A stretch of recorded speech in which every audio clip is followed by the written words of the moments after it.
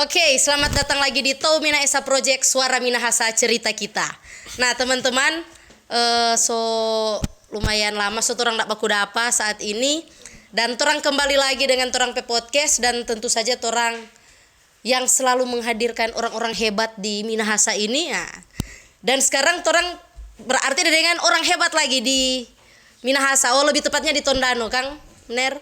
Oh, karena Tasota bilang Ner, nanti jadi Ner ini adalah salah satu aktivis pemerhati lingkungan hidup. Nah, mungkin untuk DP lebih jauh orang kasih kesempatan Jom Ner memperkenalkan diri supaya lebih jelas dan kata tamang-tamang mau Pak Uni. Silakan Ner. Ya, terima kasih teman-teman dari Tau Mina Esa Project. Iya. Ya, bangga sekali ketika ketemu dengan kalian anak-anak muda ya. Yang bergiat, penuh kepedulian, dan ini yang memang bagi saya secara pribadi menjadi harapan saya ke depan. Kalau kita bicara keberlanjutan tentang lingkungan, ini memang membutuhkan perhatian yang sangat kompleks, terutama manusianya. Oke, kalau kita nama orang Tondano panggil John, nama sayang-sayang, tapi kalau nama di KTP Ferry Mailangkai, Ner Ferry. ya, tentu kalau Ner ada di embel-embel, apakah ada artikel apa? So bilang Ner supaya nanti Ner yang Mungkin diberikan titel insinyur, nggak usah jauh bicara tuh DP ekor lain, supaya jangan sampai ini cuma bikin takut publik mau mendengar. Dan terima kasih banyak kalau saya bisa memberikan buah-buah pikiran, baik kita yang ada di dalam sini, kelompok ini, dan akan dikonsumsi oleh publik lebih luas, masyarakat Minahasa, secara khusus untuk daerah Tulur misalnya. Dan tentunya ini akan menjadi booming kalau ini akan menarik dalam percakapan, tentu ini akan direspon, saya kira betul. Seperti itu. Kayaknya ini menarik karena orang mau bercerita tentang lingkungan. Kong sekarang orang lagi banjir. Jadi pertanyaan pertama, Messi atau Ronaldo? Tergantung host yang mau arahkan ke arah mana. Ya, mudah-mudahan kita bisa menjawab. Jadi orang beberapa dengan harapan. Sekitar berapa tahun lalu Kang nyanda berapa minggu lalu Kang yang Ner ini siapa orang suka undang karena pertama orang ada sama-sama jiwa muda, karena buah-buah pemikiran dari Ner ini betul. Kalau orang mau lihat Ner pikir memang lebih muda dari orang. Umur makasih. Hanya angka market untuk pemikiran tetap awet muda. Pemikiran yang semangat. Terupdate. Ya tolong langsung Jo. Ya. Aduh, nah Ner, karena tadi orang kita seungkit tentang tentang banjir ini, tentu saja orang mau bahas yang berkaitan dengan itu Kang. Tondano banjir. Tondano banjir. Nah, DP pertama Jom Ner. Kira-kira DP penyebab utama dari pandangan Ner yang lebih paham tentang lingkungan, apa DP penyebab banjir di Tondano ini?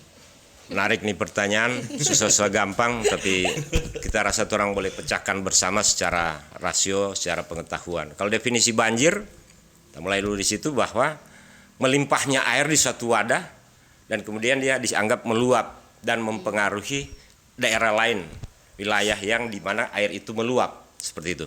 Tapi kalau bicara tentang apa sih penyebabnya ketika itu menimbulkan meluapnya air, pertama saya harus mengatakan jangan persalahkan air itu harus ada karena Tuhan dah kasih ini air, gitu. Tapi persoalannya ada tentu apa penyebabnya sehingga itu menyebabkan banjir. Ya kita mulai saja, kalau air yang harus mengalir, kalau dia tersumbat berarti ada daerah-daerah yang tersumbat. Logisnya begitu. Tapi apa penyebab sehingga itu meluap, misalnya katakanlah daerah Minahasa khususnya Danau Tondano. Saya selalu berteriak bahwa hal-hal yang paling ekstrim sekarang yang kita lihat semua sekarang ya. Satu yang paling berbahaya saya lihat, alih fungsi lahan. Daerah-daerah resapan yang sesungguhnya itu telah diinvasi untuk jadi pemukiman.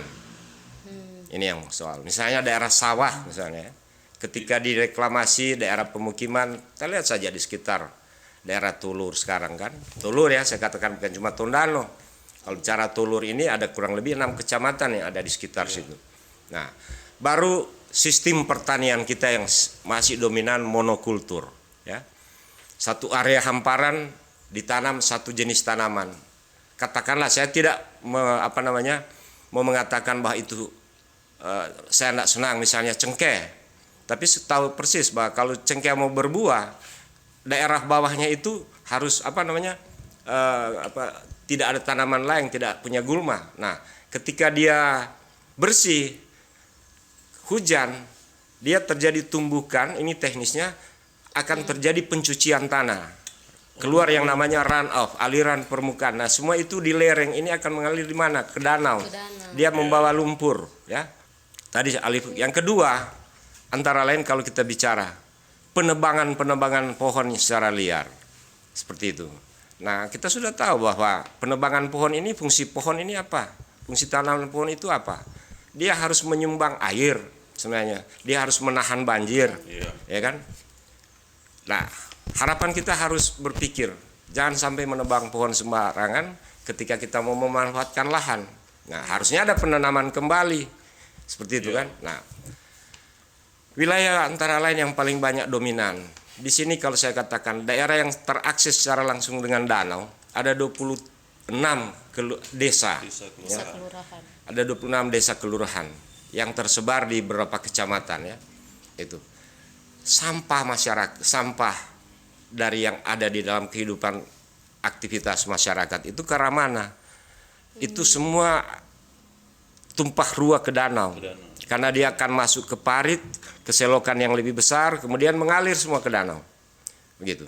Nah, itu bagian-bagian untuk bagaimana mengancam ini danau, kemudian terjadi pendangkalan, kemudian meluap, seterusnya.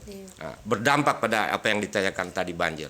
Baru hal-hal lain, aktivitas di danau.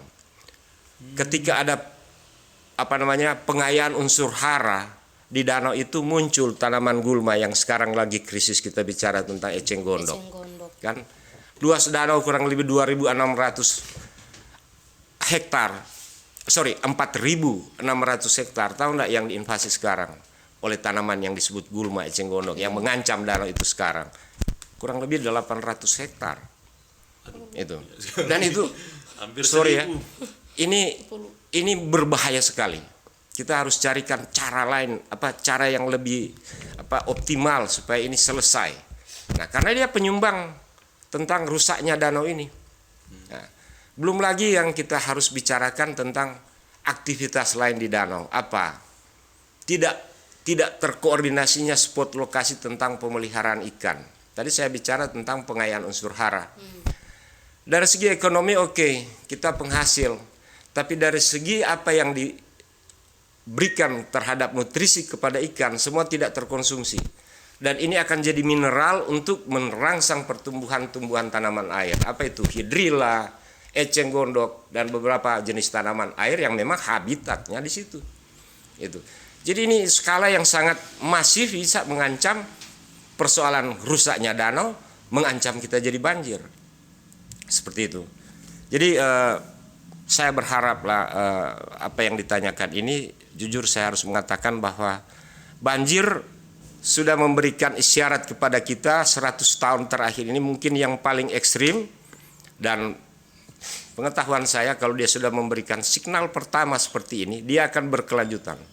Reaksi sedikit nih alam menangis, pasti banjir lagi, pasti banjir lagi, pasti banjir lagi.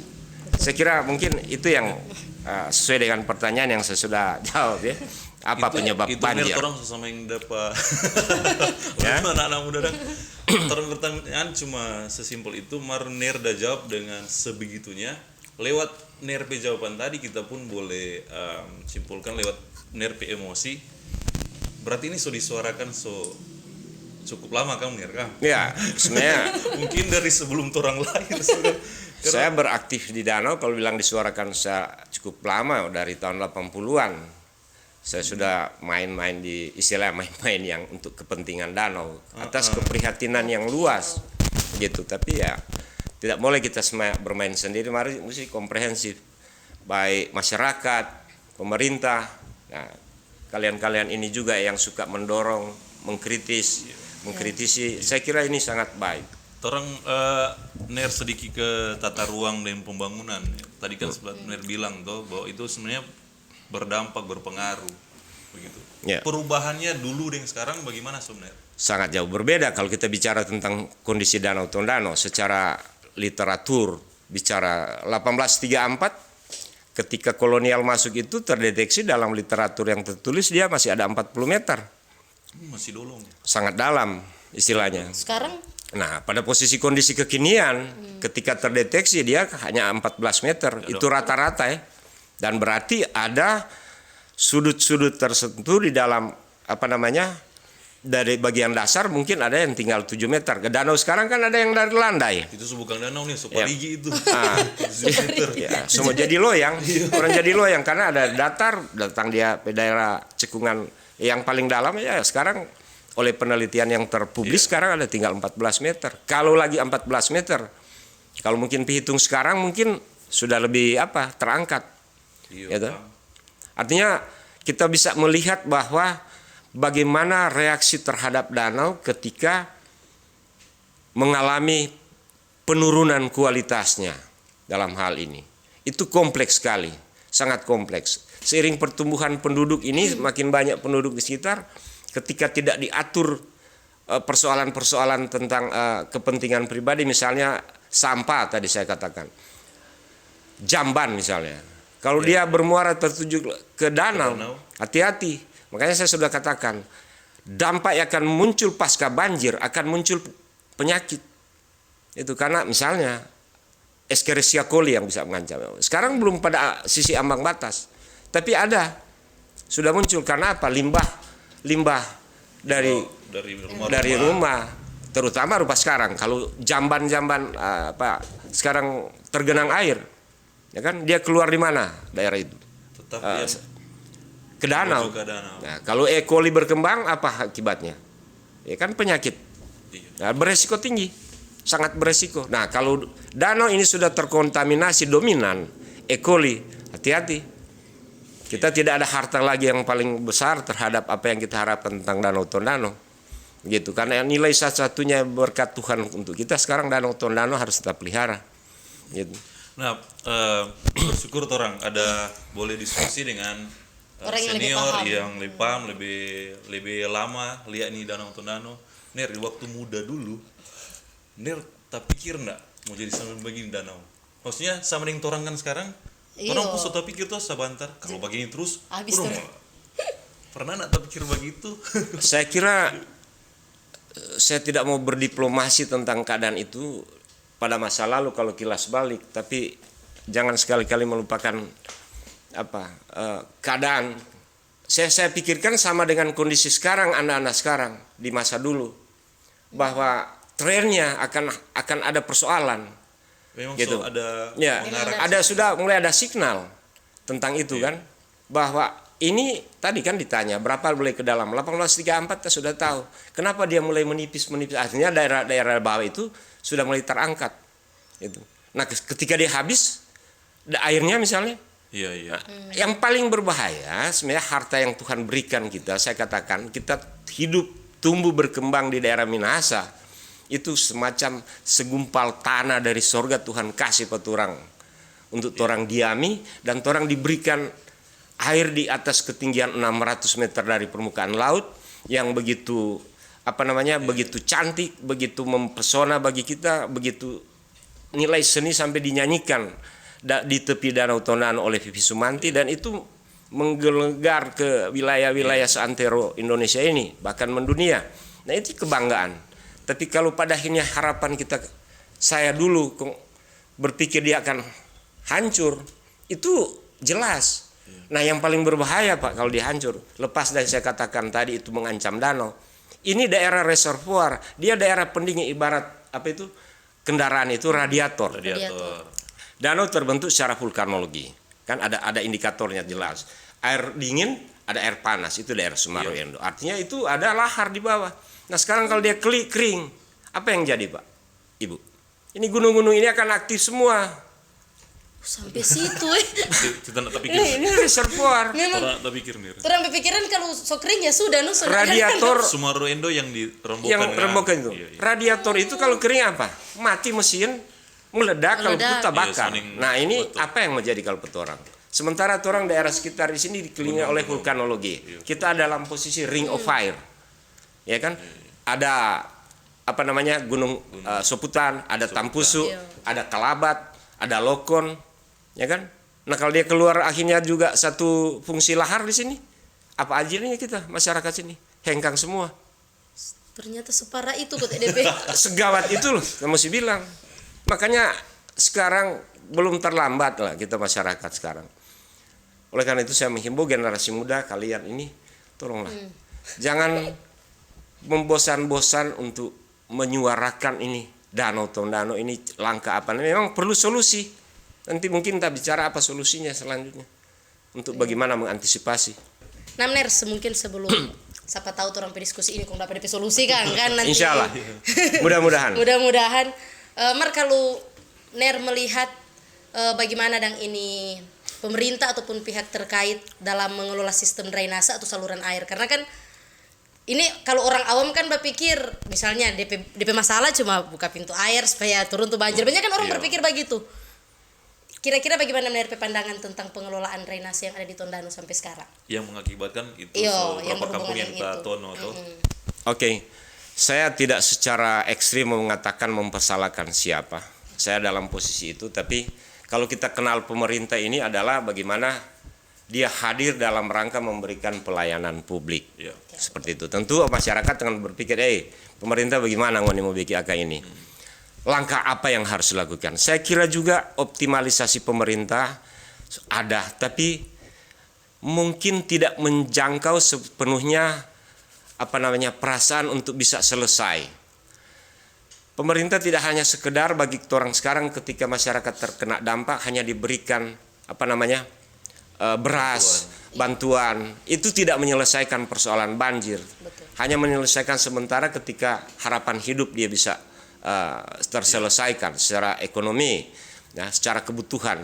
Tapi hal-hal yang menyangkut apa yang sudah ditandakan tentang banjir yang muncul sekarang, mari pemerintah lihat apa yang harus dilakukan di danau ini. Jujur, terima kasih banyak bahwa Danau Tondano oleh Perpres peraturan presiden itu sudah muncul, Perpres 60 tahun 2021, bahwa itu sudah masuk sebagai proyek strategi nasional. Ya, dari 15 danau yang ada di Indonesia, ya, sudah istilahnya setelah diundangkan. Ya, bersyukurlah kita dengan negara sudah memberikan itu. Tapi kita tidak boleh lengah dalam hal ini ketika ada hal-hal yang spontanitas muncul dan kita diam.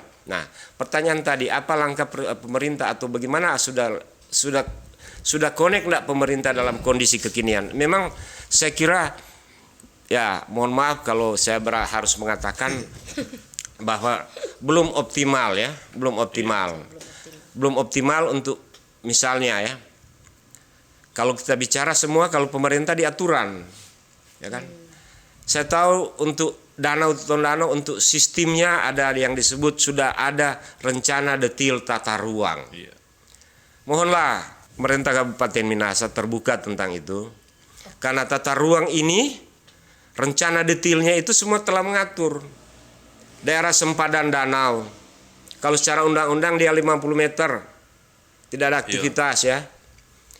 Penataan kerambak-kerambak pemeliharaan itu ada zonalisasi, gitu. Nah, pembuatan bangunan di atas danau itu saya kira nggak bisa, ya. Ya karena sebanyak sekali. Iya banyak. Nah, Kalaupun di radius 50 meter kayaknya satu danau ini kita sepakat. semua Kita sepakat dalam rangka penyelamatan. Iya sih. RDTR ini dibangun untuk apa? Sustainable, keberlanjutan. Ini kan prinsip kita berpikir pecinta kita, bagaimana mempertahankan danau ini supaya kita tidak kiamat. Jujur. Iya. Awal saya sering mengatakan bahwa Danau Tondano ini menggerakkan 7 nadi ekonomi Sulawesi Utara. Gitu. Kita dapat penerangan ini dari mana? Ekonomi. Sulawesi Utara. Mungkin ada kesempatan lain kita akan bahas seperti apa. Tapi ini jelas, misalnya energi. Oh, PLTA. Iya. PLTA. Kan kita dapat penerangan menggerakkan industri. Iya, karena Iya air kan? danau, Air minum. air minum. Iya kan? Kalau kering danau mati semua itu Iya. mata air lain. Kan begitu tuh. Nah, misalnya tersuplai ke saudara kita yang di Kota Manado. Air dari mana? Kali Tondano. Ya Iya, kan? iya, betul. Nah, rancangan ke depan ini kuil yang kurang lebih menampung 17 juta kubik, dia akan suplai sampai air minum ke Bitung. Nah, itu bukan kayak itu semua dari daratan tinggi, dataran tinggi yang kebetulan dari danau yang kasat mata di depan mata kita sekarang. Berarti Seperti masalah itu. sekali nih Kang, dia sudah angkal ini. Sangat bermasalah. Karena DP kualitas mungkin air berubah kan. Nah, apalagi kalau kita stressing ke kualitas air ya. Bayangkan kalau mau melakukan treatment kualitas air yang sudah kabur, biayanya tinggi. Kan sudah tercemar, biayanya tinggi. Tapi kalau dia masih jernih, istilahnya logika ekonomi kan. Iya, iya. Nah, kalau dia masih istilahnya apa? Jernih apa masih biayanya rendah. Artinya kalau bicara kualitas ya, bicara kualitas air. Coba perhatikan masyarakat nelayan. Kadang-kadang di satu perahu dia pergi cari ikan, dia cuma bawa konfor, belanga, rica, air ambil di mana? Dia yang bawa aqua. Itu dia ambil di danau apa? Mindset berpikir masyarakat dia tahu nih air ini bersih. Itu. Tapi definisi kesehatan jangan berpikir lagi kalau seandainya terkontaminasi, bersih itu sudah sehat. Kalau sudah E. coli gimana? Nah, iya itu yang Ya kan bicara kualitas kan? penyakit bahaya itu. Ini dia punya derivat daripada pertanyaan tadi itu. Saya harus jawab secara teknis bahwa bersih itu belum tentu sehat. Gitu. Tapi harapan kita sekarang untuk danau Tondano DP tingkat kecerahan harus kita pertahankan. Nah, tapi kalau seandainya begitu melimpah tumpahan dari darat ke danau, satu saat kabur. Iya, iya. Ya toh? Satu saat kabur. Ketika dia mulai ada pendangkalan naik kan aktivitas banyak. Ya ibarat orang bilang ngana masuk jauh di talaga sama makeur. Jadi kabur. Gitu. Kan gitu. Mungkin ini kan sebenarnya jelaskan tadi itu dari tahun berapa sampai sekarang DP penangkalan sekitar berapa meter. Yang paling banyak yang paling besar menyebabkan yang DP penyebab kepa sampai Dangkal. iyo dangkal itu apa sebenarnya? Ya istilahnya dia dangkal itu karena pelumpuran itu antara lain yang paling dominan ya. Jadi kemarin saya diskusi juga dengan 1-2 pakar teman-teman bekerja di Cinta Danau Tondano dan komunitas Danau Tondano. Memang kita debat secara ilmiah. Prosesnya memang jelas tadi saya mengatakan tentang prosesi monokultur, penebangan liar ya. Iya. Ini semua lumpur kalau dia dangkal, lumpur bukan lumpur besar yang kita takuti. Yang debu halusnya ini. Itu yang paling berbahaya karena debu halus begitu dia mengendap itu jadi padatan sama dengan semen.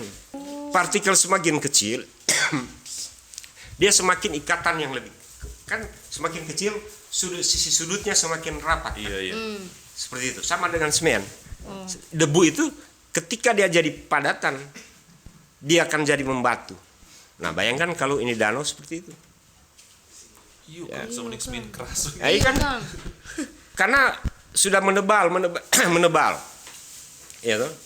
So lebih setengah mati orang mau atas. Ya artinya seiring berjalan waktu dia akan menjadi padatan-padatan yang barangkali yang tidak di luar sampai perhitungan. Kalau di definisi terjadinya tanah dari batu ada dan batu dia di tanah ada. Ada buku namanya Bookman and Brady punya tulisan. Tanah jadi batu 100 tahun. Begitu juga sebaliknya. Batu jadi tanah 100 tahun. Ini definisi secara ilmiah. Nah, kita bisa membayangkan kalau kita tadi padatan debu di dalam kablur di air secara teknis, ya toh? Kemudian dia jernih. Ibarat kita menumpahkan sesuatu di wadah. Iya, iya. Ya, lama-lama dia mengendap. Itu yang mengendap itu. Yang di atas jernih, yang di bawah itu yang ada material. Sama dengan di danau. Persis. Iya, iya. Persis, itu teknisnya cara kerjanya seperti itu. Tadi kan sudah Tom Ner, jadi ternyata ini kok yang penebangan pohon itu Kang apa sekali Kang Ner berpengaruh sekali Kang. Nah ini kita pertanyaan mungkin sedikit aneh dong Mer. Kalau misalnya ini kan semakin dangkal, ada ndak DP cara orang mau baking supaya dia jadi dolong ulang dan DP istilah? Ada nggak DP cara untuk mau baking itu? Makanya Reklamasi. Apa? Reklamasi no. Atau apa DP cara untuk mau baking ulang? ya sederhana kan berpikir. Ah. Kalau mau cari air ya gali tanah. Angkat tanahnya ya dapat parigi. Sama dengan Iya. parigi jadi Logikanya mas. kan gitu tuh. Jadi Mana itu mas mungkin bisa. mau baking di Sangat danau? mungkin. Kenapa tidak mungkin? Boleh dan kita Ya, kira toh? dan Sangat susah. mungkin.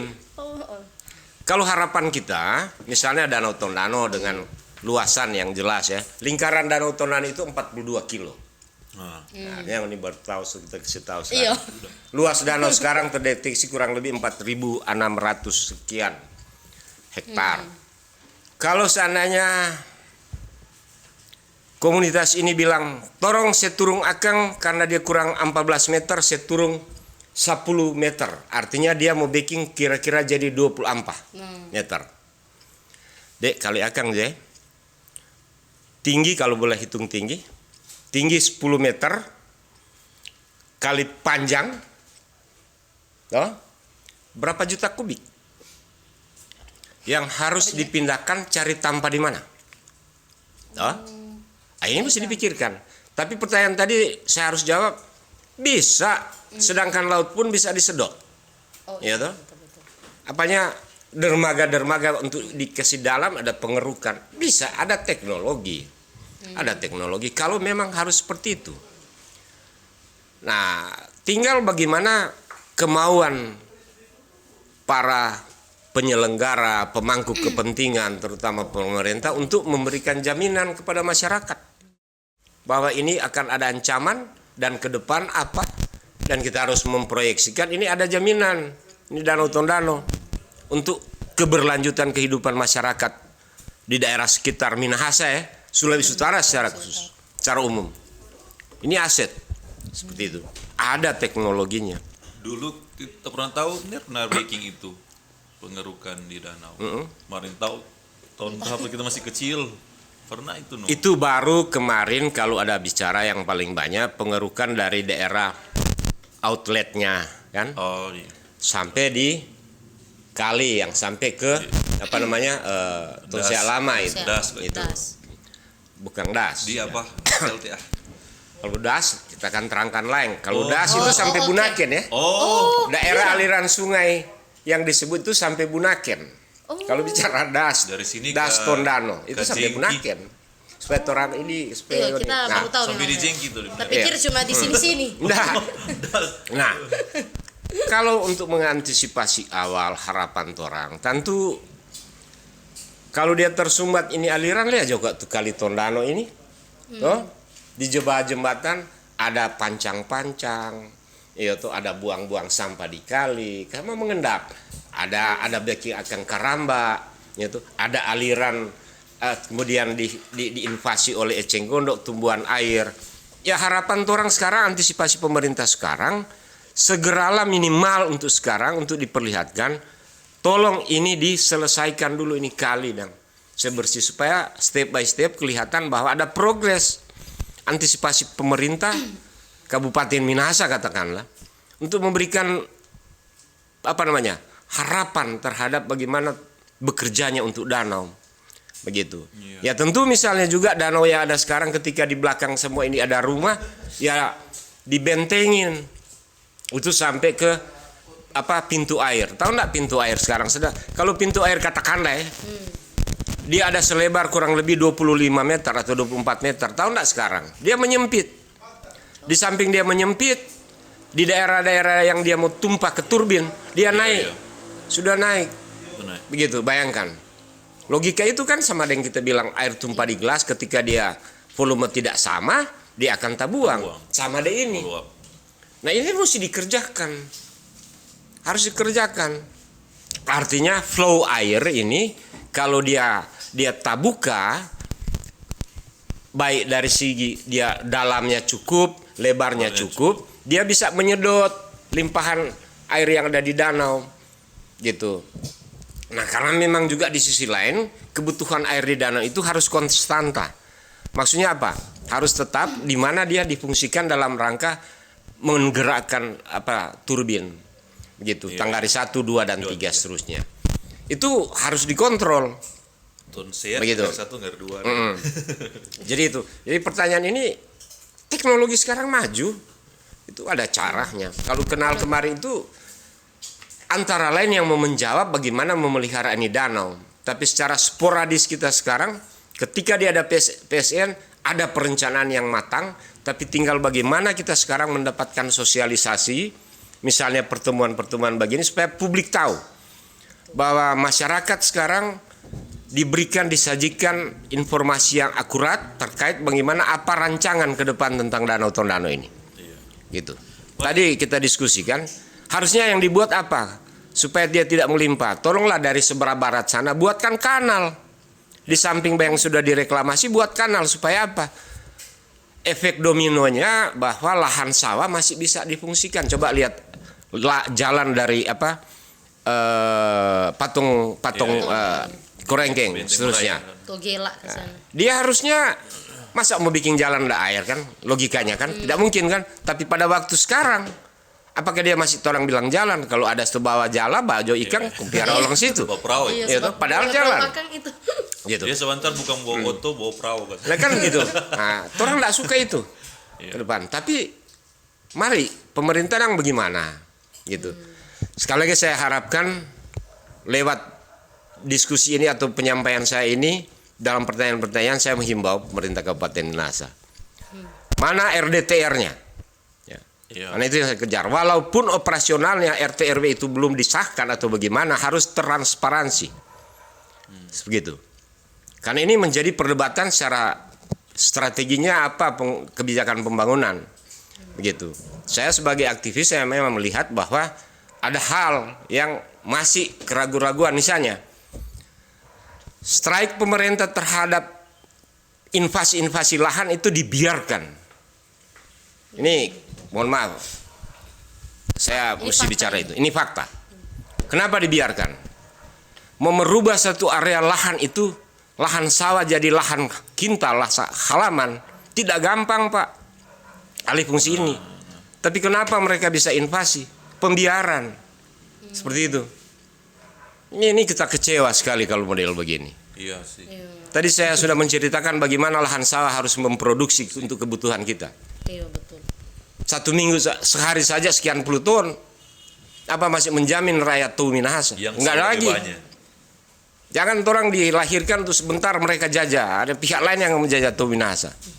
Jadi himbauan saya, mungkin keras atau ada yang tersinggung tak suka. Gitu. Karena menirpe maksudnya sampai orang tumpe hidup berharap ini untuk iya kan? ke depan demi jangka kemaslahatan panjang, umat. Betul. Gitu. Karena kalau zaman sekarang nih orang lebih suka lihat mall daripada sawah.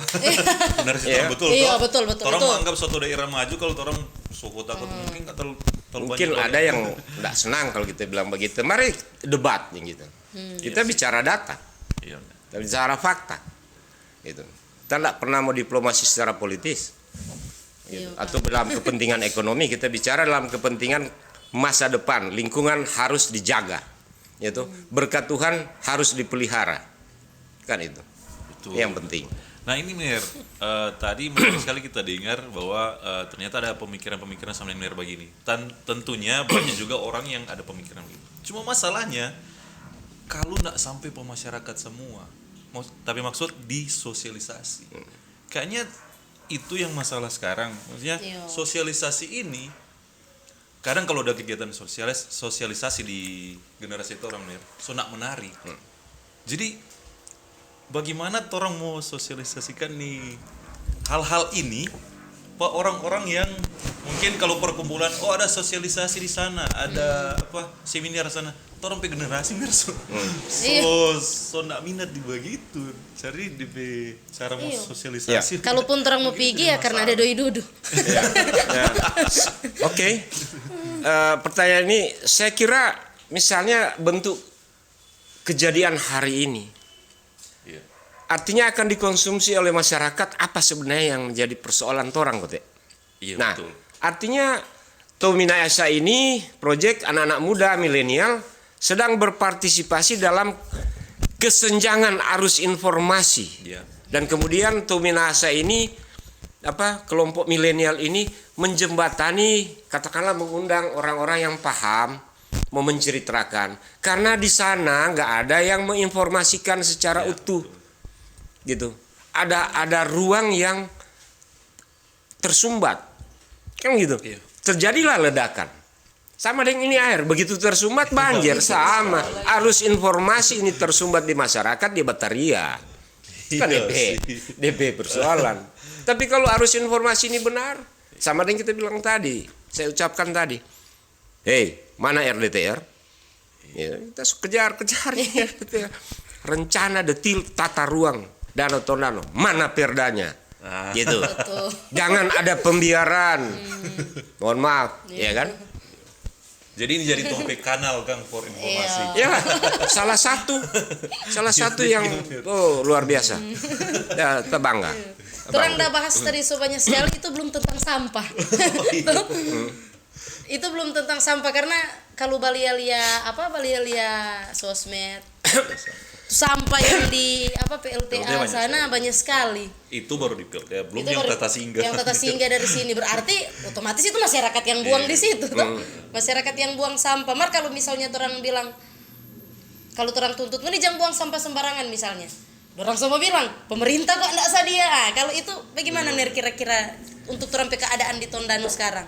Beberapa minggu lalu orang berdiskusi santai di kafe, bilang problem lingkungan yang tidak bisa kita hindari dua, letusan gunung, masih ingat kan?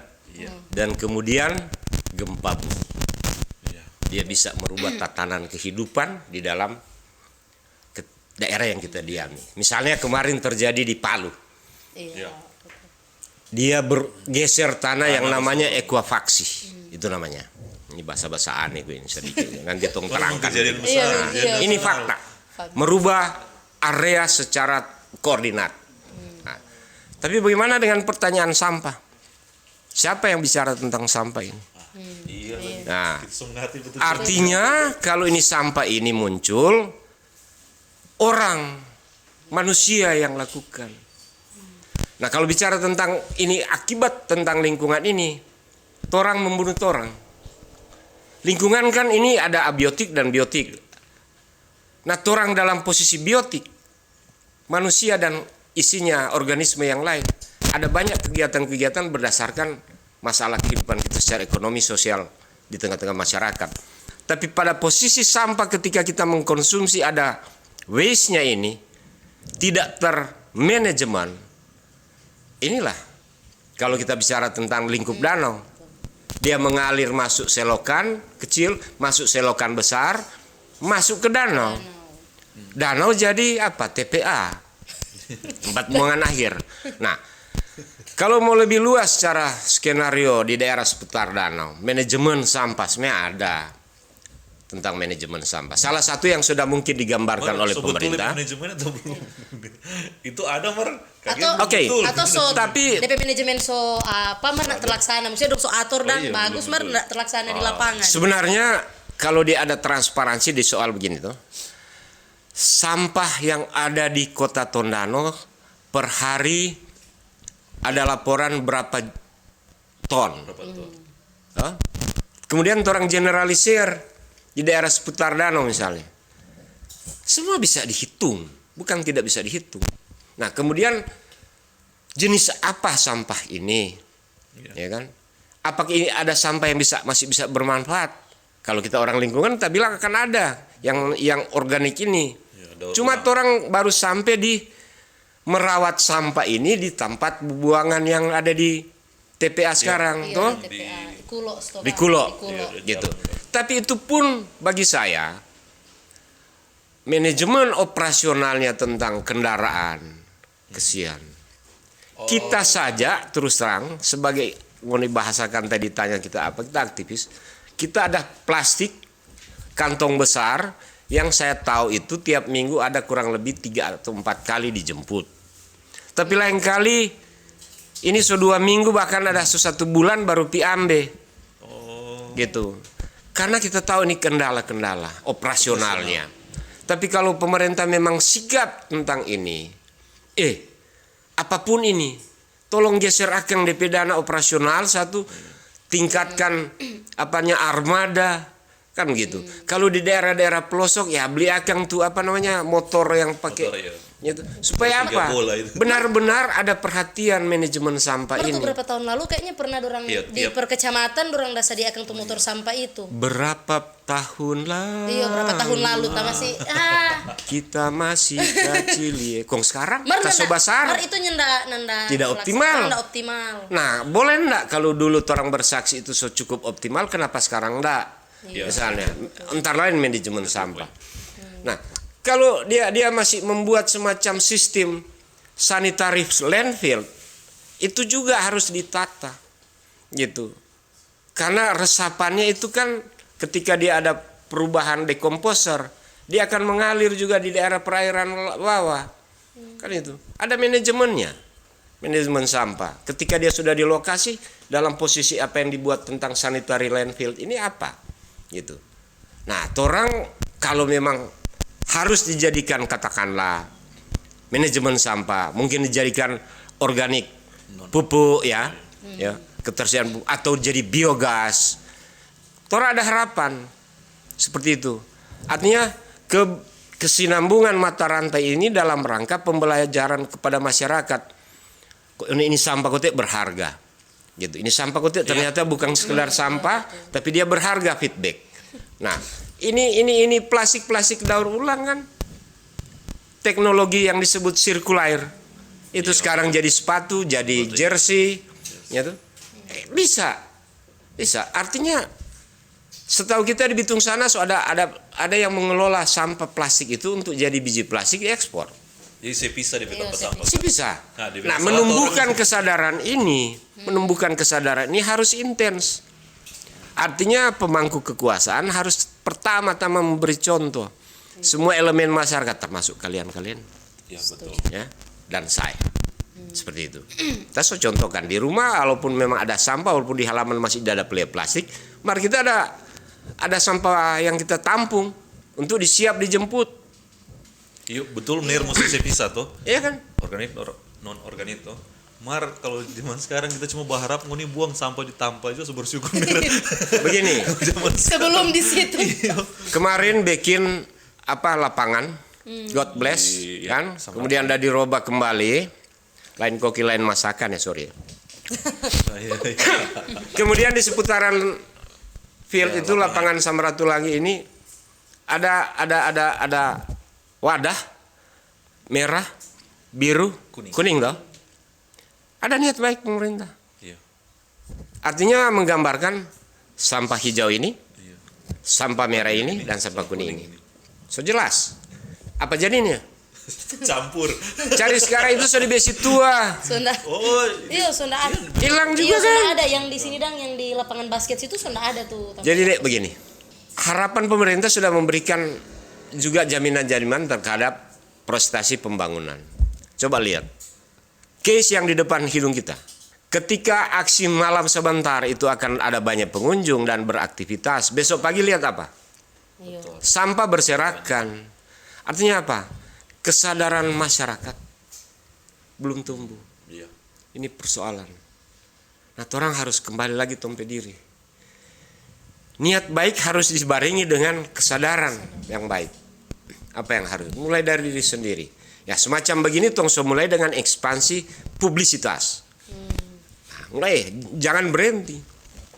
Kritik atau begini, kan jangan berhenti. Yang penting demi kebaikan. Supaya dipicu kan. Ibarat sapi malas mau kerja, cambok. Kan begitu tuh. Kira-kira begitu. Artinya ilustrasi saya seperti itu. Orang kan positif tuh.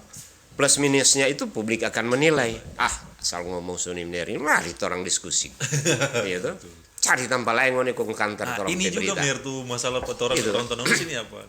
Nak terbuka forum diskusi. Cuma ada pendapat sendiri mar nih mau diskusi. Anak-anak muda apalagi kan. Saya harap memang akan tumbuh juga keberlanjutan daripada generasi ini milenial khususnya ini danau ini harapan panjang. Ya. Kalau enggak orang akan termarginalkan ketika orang ada kehilangan harapan tentang wilayah kehidupan secara sosial dan ekonomi. Bahaya. Iya. Bahaya sekali. Ini benar. So di akhir-akhir ini Marta mau tanya ini mungkin sadiki apa dang? Sadiki dolong sto. Menurut Ner pandangan tentang pemerintah saat ini dalam dorang menangani masalah-masalah lingkungan ini, menurut Ner dorang sebenarnya serius enggak sih apa dang maksudnya menangani masalah ini? Atau mungkin hanya sekedar ya reaksi yang dorang tunjukkan karena tekanan publik atau apa? Dari kacamata Dari kacamata Ner. Kalau sama dengan orang kok Pepa pikir kan sadiki liar. Sebenarnya sebenarnya dari dialog orang ini ada yang disebut kausalitas, sebab dan akibat. Kenapa ini pertanyaan ini dimunculkan? Ya. Karena ada persoalan penyebabnya sebagai saluran aspirasi dari publik yang paling so dengar-dengar ini pemerintah ini abai. Katakanlah begitu tuh. Kemudian lahirnya ini pertanyaan. Kita menjawab begini. Pemerintah ini sebagai wakil Tuhan, Roma 13. Ya kan? Oke. Bekerjalah sesuai dengan itu, jadi hamba untuk melayani. Apa? Dalam peraturan-peraturan yang kalian buat yang harus dilaksanakan dalam jaminan pelayanan publik, khususnya apa yang terjadi di sekarang, segeralah ekspansif, segeralah bertindak. Tadi kan orang bilang, bukan cuma sekedar bawa beras, bawa sumbangan, tapi kesiang kalau dia di banjir ini baru turun 0,5 meter. Ini kan data untuk disebutkan. Ketika buka pintu air baru turun 0,5 meter. Belum layak, belum kembali seperti normal. Tapi kita ingatkan, pasca banjir ada manajemen. Tadi akan muncul penyakit, akan muncul masalah baru. Siap-siap. Manajemen banjir, manajemen pasca banjir. Nah, kembali dalam pertanyaan pemerintah, di mana nih? Itu apa sudah optimal? Saya kira memang komprehensif. Kalau bicara untuk pembiayaan mungkin pemerintah terbukalah. Iya, betul. Ini saluran-saluran demokrasi untuk asas transparansi tentang bagaimana nih menjawab pertanyaan ini harus ada di tingkat mana, mulai dari kelurahan, kecamatan atau di mana. Orang kan ada ruang untuk itu supaya jelas. Jangan cuma misalnya enggak semua kok pegang gadget sekarang tuh, tapi masyarakat yang ada sekarang butuh memang mana dah dengar apa, lihat bukti, bukan janji, bukan omon-omon. Ya kan? Seperti itu. Jadi penanya host ini saya tidak ekstrim mau mengatakan tidak. Ada langkah kemarin Pak Gubernur termasuk secara nasional BNPB so bilang untuk bagaimana ini tindak lanjut ada 3 komponen yang 3 usulan daripada pemerintah pusat, Badan Nasional Penanggulangan Bencana. Makanya pusat so turun. Bagaimana tuh daerah? Kan yang mau tanya itu daerah kan? Yang bagaimana mau sinkronisasikan? Kebetulan kita juga pengkonsumsi berita.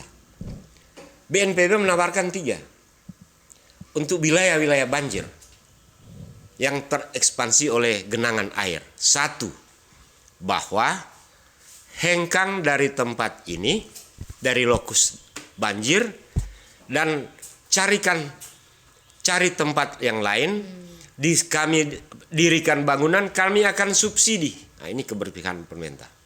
Solusi pertama. Solusi kedua adalah tetap dalam melokalisasi wilayah tertentu untuk masyarakat terkena banjir dan istilahnya urban ke tempat yang lain di mana mereka bisa diatur oleh pemerintah. Di Kelurahan Roongs tuh ada boleh yang ini masih ada luasan kasih akan 10 KK. Itu kan yang muncul. Yang di dalam tawaran negara lewat BNPB. Tapi yang lain masih bersikeras. Kita nih mau ini keluar karena tetap ada solusi. Tetap ada solusi. Yang tadi kita ada bilang poin pertama dan kedua itu ada subsidi pemerintah. Nah, tapi yang suka bertahan, kasih naik unipe bangunan. Kalau suka bertahan, uruk kasih naik. Sedemikian rupa sampai sudut elevasi di mana tidak kena banjir lagi. Uruk. Itu solusi kata pemerintah. Dari pusat. Maksudnya kalau mau mendiamnya itu. Nah, daerah-daerah yang rawan ini berapa banyak yang mau tinggal ya apa boleh buat. Ngoni mesti ada biaya. Makanya lewat perkembangan sekarang bukan solusi itu sih, karena seberapa kali naik tetap dia naik air. Makanya saya bilang sekarang dampak yang dari 100 tahun kejadian luar biasa. So melihat sudut elevasi mana yang bisa, tentu mesti naik lagi. Tambah, naik lagi. Orang kan kalau mendiami daerah yang disebut rawa daerah daerah air, orang tidak tahu kan dia padatan. Sekarang kita timbul 1 meter. 5 tahun aja, kayak pedeso, nggak dapat lihat 5 meter, karena di bawah. Itu, orang kan yang tahu ini posisi padatan di bawah, kayak dia rembes lagi. Ada pikir nih masyarakat. Jadi pemerintah sudah ada solusi, menyampaikan itu ada di TikTok, di Instagram kok itu. Waktu udah didatangi oleh BNPB, kepalanya yang turun langsung. Tapi ini solusi yang pemerintah selalu ada solusi. Tapi tadi bicara mungkin yang lokal. Saya kira persoalan-persoalan internal orang yang ada di seputaran Tulur tadi penyebab banjir itu bilang. Ini alih fungsi lahan kok pemerintah liakang. Ini kok bung PJ ya reklamasi kayak pengen dapat diang. Oke. Kita senang arus ekonomi di boulevard. Oh yang penting itu tuh. Yang kemarin di traffic light itu. Keluar kamar dari Kelurahan Koyak, masuk di jantung kota Tondano, katakan itu kelihatan kumuh. Kenapa dibiarkan reklamasi ini ditimbun? Ini dibeli ini sawah kon timbun karena takut ada pejabat besar, atau jangan-jangan ada pejabat yang memang sengaja lakukan itu. Curiga, kan itu. Kan gitu belaka ya. Jangan kalau pola anutan kong menjadi contoh justru yang melakukan hal yang tidak baik, dan itu ya rahasia umum. Kan gitu, rahasia umum. Kalau boleh mau menjawab itu tentu investigasi siapa punya. Iya tuh? Untuk obral misalnya. Nah, kenapa gagal di masyarakat yang ada di sawah-sawah itu? So takut so banyak belingku. Iya tuh? Karena memang pembiaran. Ini bahasa pembiaran kita mesti pakai karena kalau masih normal di telinga keras tadi bilang ini. Jangan ada pembiaran kalau itu persoalan ada aturan yang tidak boleh. Strike dong. Itu. Benar. Sebenarnya penghubung orang ke pemerintah tuh sebenarnya ada reses-reses tuh. Nah itu Kenapa orang so nak minat jadi di reses-reses itu? Karena orang so merasa for apa tetap nak udah pendengar begitu. Jujur orang gitu. Di zaman sekarang itu kurang formalitas. Kalaupun bikin reses orang ingin tahu bagaimana semua. Kebanyakan yang hadir forum bokong ada dengan wakil rakyat ini ya Neruna angkatan atau apa semua. Kalau orang sudah ada minat, bukan orang tidak peduli. Orang selama ini merasa percuma tombol bicara karena ini lebih penting kan lebih kepentingan daripada Oke. Artinya kita bisa merasakan apa yang sedang bergejolak di lubuk hati paling dalam. Ya. Kita bisa merasakan itu. Kembali orang pada definisi ketika kalian mengangkat apa reses. Fungsinya apa? Ketika itu pejabat, apakah dia wakil rakyat turun ke masyarakat, turun ke daerah pemilihannya, dia akan mendapatkan keluhan, kemudian diadopsi, dirancang, diatur, dibuat di DPR, disinkronisasikan dengan eksekutif, dan kemudian diundangkan lewat APBD-nya, rancangan, dan kemudian ya minimal pendekatan soft oleh apa yang kalian pertanyakan itu terjadi. Tapi kalau pada akhirnya sudah jadi bosan, artinya saya mengatakan kalian sebagai milenial sekarang sudah dalam titik kulminasi ambang batas untuk tidak mentoleransi karena apa tidak ada jawaban yang pasti. Itu kan ini soal. Nah oleh karena itu kita mengharap, jangan berharap banyak. Kalau pada akhirnya lubuk hati paling dalam itu ada ungkapan begini, forget it. Oke deh. Ya. Nanti dong tahu sendiri bahwa rakyat begini. Mari sekecil apapun yang kita lakukan sekarang, kita yakin dalam keyakinan saya iman. Tadi kita bilang air menetes saja di pualam bisa bocor. Mari tetap lakukan itu. Mari tetap lakukan. Soal ini peristiwa ada mungkin dalil-dalil politik dan lain-lain. Ya tuh, dong pikir sendiri. Iya toh? Oh, bikin. Jangan bodoh-bodohi lagi kan. Dan mudah-mudahan orang suka pikir akan Karena kita suka bercerita yang begini, hati-hati. Kalau tangan dapat tunjung, tuh tidak ada menghadap orang. Jangan sampai orang sepercakapkan tadi ya, di luar nih podcast ini, kok nilai masuk angin. Ya. Lo tau kalau dibilang masuk angin. Betul, iya. Di lain. Kita dari dulu dan sekarang lah pernah masuk angin. Jadi seperti ini percakapan di kaki lima begini. Itu yang merasik Tom Nir. Kita karena satu hati ini kita rasakan ada pertanyaan itu. Kan orang kata Nir sampai tujuan bikin ini lah supaya orang boleh berdiskusi begini kong. Ini tujuannya jelas kan dalam studi penyadaran siapapun yang mendengar ini terasa kalau merasa ada hati dapat dengar atau kita suka ada tersinggung. Nah kan gitu. Konfirmasi. Iya tuh. Artinya kalaupun ada yang keras, tentu ada alasan. Ya. Aku cinta Indonesia, aku bangga jadi orang Tudano, Tulur, dan kita bangga hidup di Minahasa, dan tidak akan sekecil pun kita harus keluar dalam posisi dalam keminahasaan saya. Jangan ragukan. Tapi kalau tambah kritik, jangan bilang kita orang bukan orang Minahasa. Kira begitu tuh? Betul. Itu atas dasar kecintaan. Supaya fair gitu. Fair. Orang juga generasi anak muda sekarang banyak juga yang banyak bikin kesalahan mungkin. Orang sedikit tutup mata sebenarnya dengan lingkungan hidup. Nir, kasih akan mungkin for kita dan teman-teman, mungkin pesan-pesan dari Nir for orang generasi sekarang. Okay. Bagaimana for ini lingkungan hidup? Nah, kita mulai ya kalau dalam bahasa organisasi konsolidasi. Tapi dalam fungsi konsolidasi ada rekonsiliasi. Ya, terkait dengan orang kasih yang ada kesalahan. Ya. Rekonsiliasi harus melahirkan kesadaran diri bahwa kita melakukan apa. Sebab kalau orang saling mau rekonsiliasi dengan alam ini, alam tidak pernah salah sebenarnya. Karena dia memberi hakikat untuk kita. Nah, ketika kita mendiami ini, torang-torang yang pemuda katakanlah, kalian-kalian dan kita ini masih bicara pemuda kok. Kalau cara torang mudah sekali.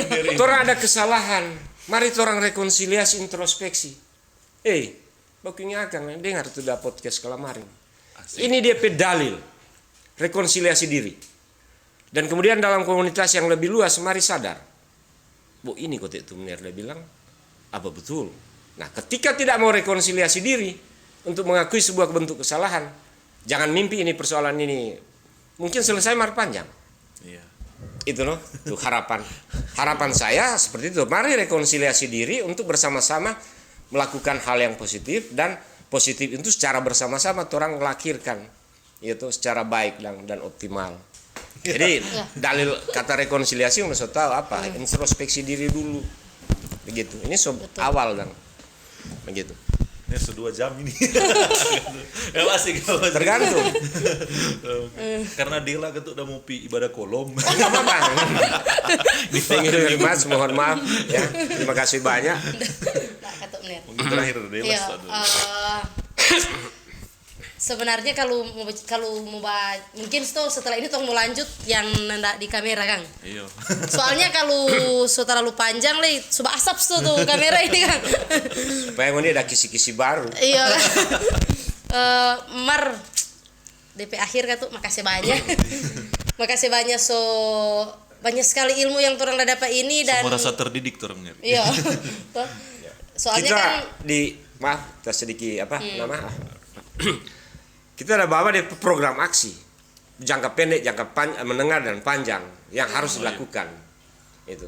Tapi memang konsekuensi yang ada sekarang dengan ini program dengan dalil-dalil yang secara akurat, memang dia butuh cost memang untuk mengantisipasi. Nah, terus saja terima kasih banyak memang penerimaan Pak Gubernur memang betul-betul untuk kepentingan danau ke depan. Beliau sampaikan bahwa beliau bercita-cita bahwa Danau Tondano ini jadi semacam Danau Tiberias. Nah, ini torang pe harapan. Torang pe impian semoga ini terwujud, torang berdoa bersama. Tapi closing statement saya, apapun yang harus dilakukan itu kemegahan Danau Tondano ini atau infrastruktur dia jadi, kalau mentalitas masyarakat ini tidak pernah mau berubah, contoh saya, Anda ke Bali. Iya. Ada beberapa orang yang kirim di Jepang. Bayangkan Jepang di ruang publik keramaian tidak ada tanpa sampah. Kira-kira gimana, so? Iya gitu. Iya kan. Kan? Ini ruang publik yang banyak orang berseliweran, tidak ada tanpa sampah. Orang bawa ulang. Karena dong bawa tuh tanpa sampah dong isi. Sadar. Nah, jadi Kesadaran, poinnya saya sekarang, pembangunan manusianya ini, masyarakat Tondano dan sekitarnya mesti sadar. Itu aja. Kalau masih suka ini Danau Tondano langgeng. Kalau masih suka ke depan tidak ada banjir. Jangan menuduh si A, si B, si C, introspeksi semua. Masing-masing. Pemerintah introspeksi diri, masyarakat, stakeholder lainnya, mereka introspeksi. Sama dengan kalian ini, bagi kita sedang mengintrospeksi. Tadi kan kesadaran, bagaimana soal orang mulai sadar, orang lihat kesalahan. Itu rekonsiliasi dengan alam. Harapan saya ke depan kiranya misalnya dalam pertemuan yang indah bahagia ini, dia orang cari-cari langkah jalan untuk tidak jemudang dalam mengekspansi ke publik lewat media.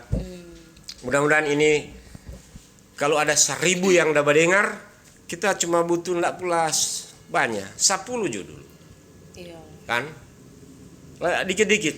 Iya. Ya, 10 yang kemudian beraktivitas, pasti dia melahirkan kelipatan pangkat. Tentu bisa selesai. Di Danau Tondano panjang DP proses. Iya. Aduh, panjang. Tadi kalau Nerso singgung bahwa Pak Gubernur memang Ya. memberikan Perhatian. motor melewat ribut. Pak Gubernur memberikan perhatian, harus diikuti dengan kesadaran masyarakat Iya. juga. Iya. Jangan biarlah pemerintah so gila-gilaan katunan for ini, kalau le masyarakat nggak sadar le susah. Kita rasa juga kita rasa juga ide strategi pembangunan daerah, bupati dan wakil bupati di sini ada rancangannya. Tolonglah, harapan saya ini disinkronisasikan dan ditransparansikan. Kalau ada regulasi jalankan begitu supaya adem orang semua. Kira-kira begitu. Iya. Amin. Mudah-mudahan ini didengar. Betul. Sudah Kang ini. Oke. Iya. Jadi sekali lagi makasih banyak Ner. Makasih. Semoga orang mungkin setelah episode ini ada episode selanjutnya, Iya, orang bahas tentulah. DP lebih detail. Mungkin juga satu-satu toh. teman-teman yang ada kanal YouTube Pementorang, ada wadah sama ini boleh undang Pak Mener juga yang suka mau tanya-tanya Akang, karena Mener ini memang ketuk aktivis. Sudah bisa Orang pun boleh belajar. Iya. Jadi sekali lagi makasih Mener. Sampai orang Siap. bertemu di Lain episode kesempatan. selanjutnya. Oke. Oke. Bener. Tuhan berkati Mener.